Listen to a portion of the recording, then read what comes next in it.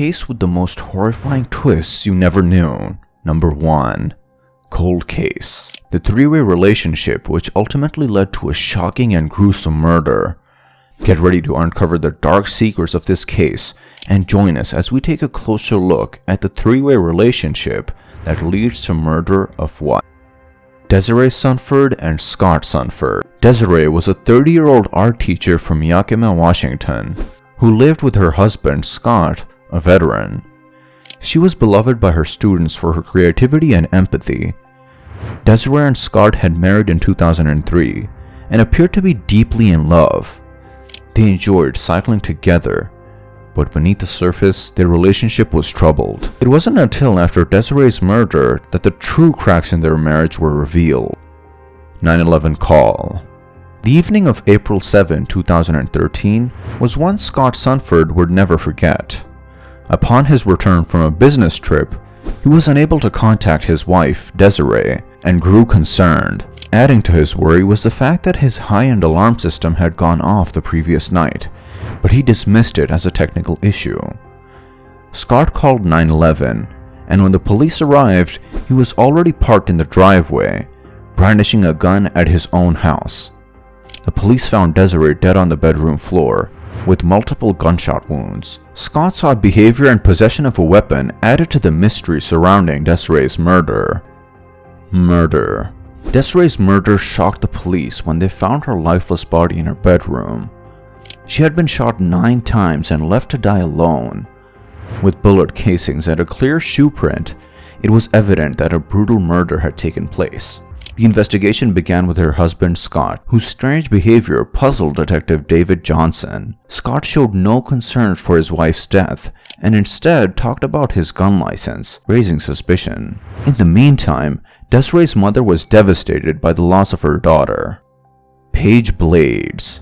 The investigation into Desiree's murder took a dramatic turn after the police discovered Scott and Paige's three-way relationship. Despite Scott's alibi of being with Paige, she provided suspicious text messages and claimed that Desiree was uncomfortable.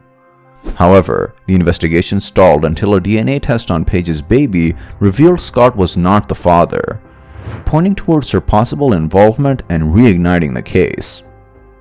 Anonymous tip. After years of searching, the investigation into Desiree's murder took a dramatic turn in 2014, with an anonymous tip from a woman who knew the killer's identity. It was Paige, who disclosed the name of her best friend, Marty Grismer. She said Marty had confessed to killing Desiree a week prior to the call, fueled by an argument between Scott and Paige over his new love interest. To gather evidence, Paige agreed to wear a wire and confront Marty in public, but the plan failed, and Marty remained tight-lipped. The police were left to rely on circumstantial evidence to build their case against him. Evidence collection. The case took a dramatic turn when Marty's workplace found a bag of gun parts that matched the casings at Desiree's crime scene. They also found a stolen laptop, jewelry, and a jewelry box at the workplace. Marty became the prime suspect, and a search warrant was issued for his apartment and his dad's house. The police found shoes that were an exact match for the shoe print at the scene. With enough evidence, Marty was brought in for questioning. Conviction. After being presented with the evidence, Marty denied having killed anyone, although he admitted to purchasing the gun. The police then played the tape of Paige's conversation, which caused Marty to accuse Paige of setting him up.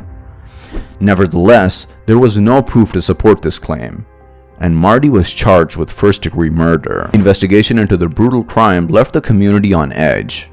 Although Scott and Paige were prime suspects, the lack of evidence left the authorities with no choice but to let them go.